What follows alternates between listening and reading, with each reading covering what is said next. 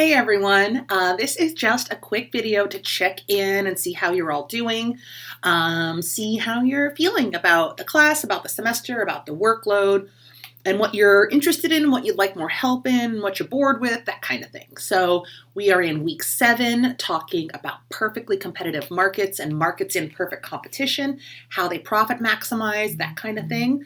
And then next week, we're going to be looking at those deviations from perfect competition. Monopoly first, and then oligopoly, which is a few small firms, or a few large firms, a small number of firms, and monopolistic competition. And those two are going to be the most realistic of the 4 different market structures we've talked about. But we're a big portion of the way through the semester already.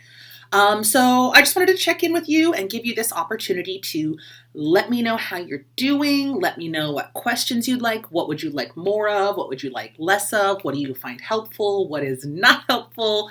That kind of thing. I'd love to hear some feedback. So let me know what you think, and I'll see you all next time. Okay, take care.